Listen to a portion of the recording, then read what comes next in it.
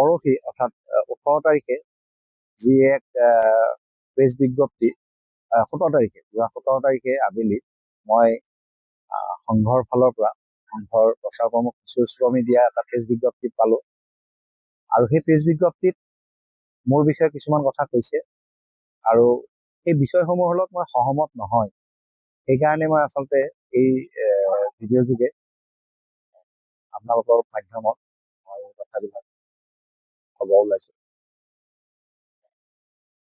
কথা হ'ল, মই যিটো বিষয় ওলাইছো উত্থাপিত কৰিছো সেই বিষয়টো গুৰুত্ব নিদি পেলাই তেওঁলোকে মোক হেয় প্ৰতিপন্ন কৰিবলৈ আৰু মুখ্যমন্ত্ৰীক ৰক্ষণাবেক্ষণ দিবলৈ এই ধৰণৰ এটা বিবৃতি তেওঁলোকে দিলে। সেই বিবৃতি তেওঁলোকে সাধাৰণভাৱে দিব পাৰিলে যে হিতেশ চক্ৰৱৰ্তী সংঘৰ কোনো দায়িত্ব নাই আৰু গতিকে এই কামৰ লগত তেখেতে কৰা অনশনৰ লগত সংঘ জড়িত নহয়, ইমানখিনি ক'লে যথেষ্ট আছে। কিন্তু এইটো নকৰি মোৰ মানে চৰিত্ৰৰ ওপৰত যিটো তেওঁলোকে প্ৰশ্নবোধক চিন আনিলে, গতিকে মই এই কথাখিনি ক'বলৈ বাধ্য হলো।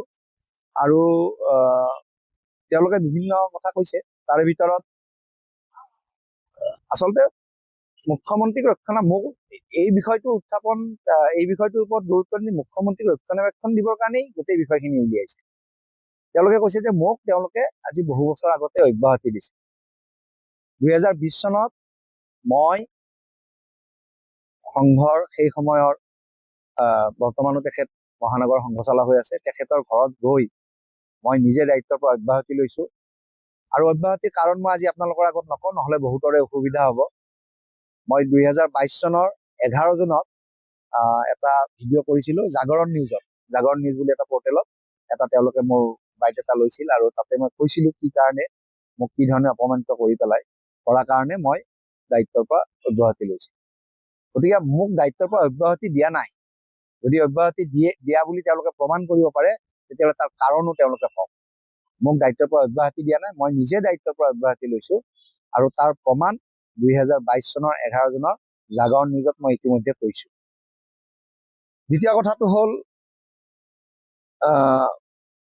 এই যিটো বাৰ এটা কথাকে কৈছে যে মই সংঘৰ কামৰ মানে তেওঁলোকো সংঘৰ কামত জড়িত নহয়, এই ধৰণৰ কথা কৈছে। আৰু মই সংঘৰ কাম এতিয়াও কৰি আছো। আৰু আপোনালোকে জানে যে প্ৰজ্ঞা নামৰ যিটো এটা অনুষ্ঠান, এই অনুষ্ঠানৰ যোৱা 24 মাৰ্চলৈকে মই তাৰ সম্পাদক আছিলো। তাৰ যি ন্যাস আছে সেই ন্যাসৰ মই সম্পাদক আছিলো। গতিকে প্ৰজ্ঞাৰ লগতো জড়িত আছিলো আৰু সংঘৰ বিভিন্ন সময়ত বিভিন্ন কাৰ্যক্ৰমত, হিন্দু সন্মিলনৰ সময়তো মই বিভিন্ন জাগাত প্ৰতীক দিব মোক মাতিছে। কি বুলি মাতিছে? মোক স্বয়ংসেৱক বুলিয়েতো মাতিছে। মোৰতো আৰু বেলেগ পৰিচয় নাই, এজন নাগৰিক হিচাপে মোক মাতা নাই, মোক স্বয়ংসেৱক হিচাপে মাতিছে। 29 জুলাইৰ দিনাখন গুৰু দক্ষিণা হৈছে, তাতোতো মই গৈছো স্বয়ংসেৱক হিচাপে। দ্বিতীয়তে অলপতে হৈ যোৱা 22 পৰা 26 জুনলৈ যি অম্বুবাচী, এই অম্বুবাচীৰ যি পাদুকা সেৱা, য'ত ভক্তসকলৰ জোতা চেণ্ডেল ৰাখিছিল, এই গোটেই কাৰ্যক্ৰমটো সম্পূৰ্ণ প্ৰথমৰ পৰা শেষলৈকে মই এই গোটেই কাৰ্যক্ৰমটো জড়িত আছো। তেওঁলোকে যি ধৰণে কৈছে যে সংঘৰ লগত কোনো ধৰণে জড়িত নহয়, মই কোৱা নাই, মই কেতিয়াও আপোনালোকৰ সন্মুখত কোৱা নাই যে এইটো সংঘই কৰা কাৰ্যক্ৰম। আৰু মই কেতিয়াও কোৱা নাই যে মোৰ সংঘত দায়িত্ব আছে বুলি। মই সদায় কৈ আহিছো যে মই সংঘৰ স্বয়ংসেৱক আৰু মুখ্যমন্ত্ৰীৰ এই কামটোত মই প্ৰতিবাদ কৰিছো। মই কোৱা নাই এইটো সংঘৰ ফালৰ পৰা মোক কোৱা হৈছে বুলি।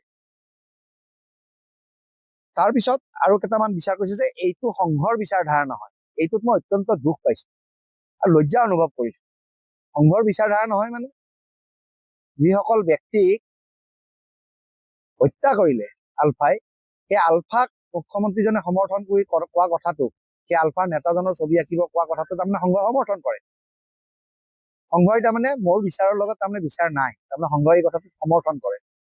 গতিকে মই অত্যন্ত এইটো লজ্জাজনক কথা। গতিকে তেওঁলোকে এইটো স্পষ্ট কৰক যে তেওঁলোকে মুখ্যমন্ত্ৰীৰ দাবী সমৰ্থন কৰে, মুখ্যমন্ত্ৰীৰ যি ধৰণৰ কথা সমৰ্থন কৰে নে নকৰে, এই কথাটো তেওঁলোকে স্পষ্ট কৰক। দ্বিতীয়তে তেওঁলোকে যিটো আদৰ্শৰ কথা কৈছে, একফালে মুখ্যমন্ত্ৰীজনে পৰেশ বৰুৱাৰ ছবি আঁকিব কোৱা কথাটো কৈছে, আনফালে তেওঁলোকে 16 তাৰিখে প্ৰমোদজীক শ্বহীদ প্ৰণামো দিব। একেটা চেনেলে এছকেই কৈছে শ্বহীদ প্ৰণামো তোমাক। সেই শ্বহীদক হত্যা কৰা নাই জানো? শ্বহীদ কিয় হ'ব লগা হ'ল আজি প্ৰমোদজী?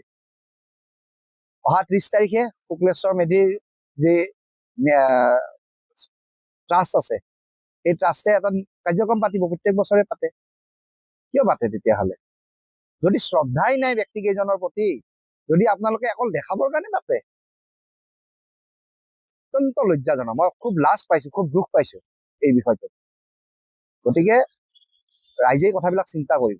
দুটা চৰিত্ৰ, ডুৱেল কেৰেক্টাৰ ভাল নহয়। সংঘৰ এটা আমি অসমৰ ৰাইজে সংঘৰ প্ৰতি শ্ৰদ্ধা কৰে, তাৰ পিছতো আপোনালোকে এনেকুৱা ধৰণৰ ডুৱেল কেৰেক্টাৰ ভাল নাপায়।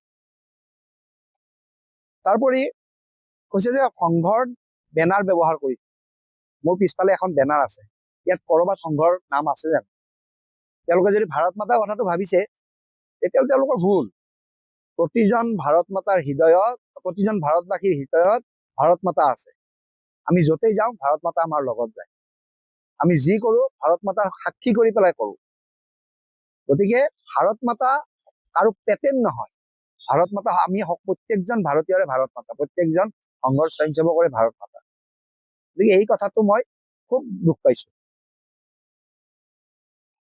আনহাতে তেওঁলোকে কৈছে যে মই বিভিন্ন বেনাৰ ব্যৱহাৰ কৰিছো। কওকচোন ক'ত আছে সংঘৰ বেনাৰ?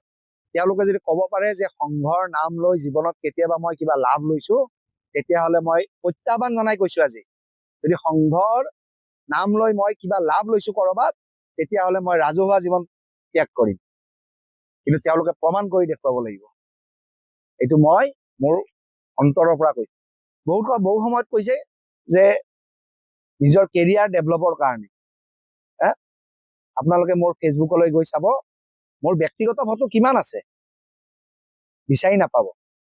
আজিকালি সংঘৰ গণাবেজ পিন্ধি ফটো দিয়া এটা নতুন ফেশ্বন হৈছে। মোৰ সেই ফেশ্বন নাই।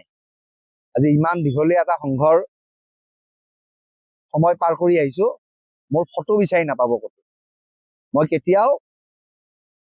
কেতিয়াও নিজক প্ৰচাৰ কৰিবৰ কাৰণে কাম কৰা নাই। আপোনালোককো অনুৰোধ কৰিছো, সংবাদ কৰ্মীসকলকো, যে আপোনালোকে পাৰে যদি এই ভিডিঅ'টোৰ পৰা মোৰ ফটোখন গুচাই পেলাই আপোনালোকে প্ৰচাৰ কৰক, মোৰ মুখখন ঢাকি দিয়ক, আপত্তি নাই। কাৰণ মই মোৰ প্ৰচাৰৰ কাৰণে মই কৰা নাই, আৰু মোৰ ব্যক্তিগত কোনো স্বাৰ্থও নাই এই কামটোত। কাৰণ মই ভাবো মোৰ ব্যক্তিগত যি পৰিয়াল, সেই পৰিয়ালৰ মানুহক আলফাই আজিলৈকে মাৰা নাই। কিন্তু মোৰ যি সামাজিক পৰিয়াল, যি সংঘ পৰিয়াল, সেই পৰিয়ালৰ মানুহ মাৰিছে, আৰু সেইকাৰণে মই প্ৰতিবাদ কৰিছো।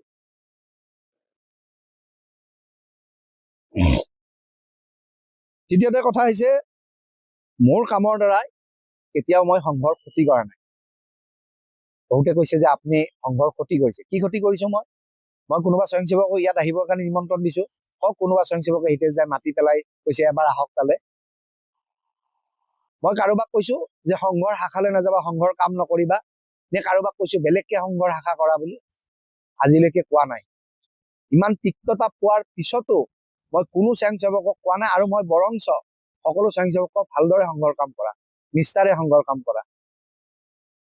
গতিকে তেনে ক্ষেত্ৰত এই যে সংঘৰ ক্ষতি কোনে কৰি আছে আপোনালোকে এবাৰ চিন্তা কৰক। মই সেইকাৰণে সকলোকে এটা প্ৰশ্ন কৰিছো যে এই যে বিভিন্ন দল সংগঠন বা আমাৰ সংঘৰ স্বয়ংসেৱকসকলেও নিজৰ অধিকাৰীসকলক, নিজৰ দলৰ প্ৰমুখসকলক প্ৰশ্ন কৰক, কিয় তেওঁলোকে মুখ্যমন্ত্ৰীক এই প্ৰশ্নটো কৰিব পৰা নাই। বিশেষকে স্বয়ংসেৱকসকলে প্ৰশ্ন কৰক অধিকাৰীক, কিয় তেওঁলোকে মুখ্যমন্ত্ৰীজনক বুজাব পৰা নাই। সঁচাই লাজ পাইছো। বুজাব লাগিছিল কাক, আৰু কাক হীন দেখাবৰ কাৰণে আজি এই কাম কৰি আছে। সঁচাই লাজ পাইছো। আৰু আইনৰ কথা কয়, আইন আছে। আজি এজন মন্ত্ৰীৰ জীয়েকে দেশৰ প্ৰধানমন্ত্ৰীজনৰ বিষয়ে অপশব্দ কয়, কোনো ধৰণৰ শাস্তি নাই। মুখ্যমন্ত্ৰীয়ে কৈফিয়ত দিয়ে যে তেওঁৰ অজানিতে হ'ল, তেওঁ একো নাজানি পেলাই কৰিছে। এয়া সংস্কাৰ। আৰু 19 বছৰীয়া ছোৱালী বৰ্ষাশ্ৰীয়ে যেতিয়া দেশৰ আলফাৰ হৈ কবিতা লিখিলে, তেওঁ মনোভাৱ লিখিলে, তাইক এৰেষ্ট কৰিলে। মুখ্যমন্ত্ৰী জনে যেতিয়া ৰাজহুৱাভাৱে ক'লে যে পৰেশ বৰুৱাৰ ছবি আঁকিব লাগে, তেতিয়া তেখেতৰ ওপৰত কিয় কোনো ধৰণৰ আইনী ব্যৱস্থা নহল? কাৰণ তেওঁ মুখ্যমন্ত্ৰী। আৰু আমি খুব গাই ফুৰো যে দেশত সকলোৰে কাৰণে সমান আইন। গতিকে এই ভণ্ডামিবোৰ এৰিব হ'ল আৰু ৰাইজ সক্ৰিয় হ'ব হ'ল। এটা কথা মনত ৰাখিব, আসুৰিক শক্তিয়ে সমাজত যিমান ক্ষতি কৰে, দৈৱিক শক্তিৰ মৌনতাই সমাজত তাতকৈ বেছি ক্ষতি কৰে। গতিকে দৈৱিক শক্তি জাগিবৰ হ'ল, আৰু যদি নাজাগে তেতিয়াহ'লে ভৱিষ্যতে আমি এখন সুন্দৰ অসম হয়তো দেখিবলৈ নাপাম।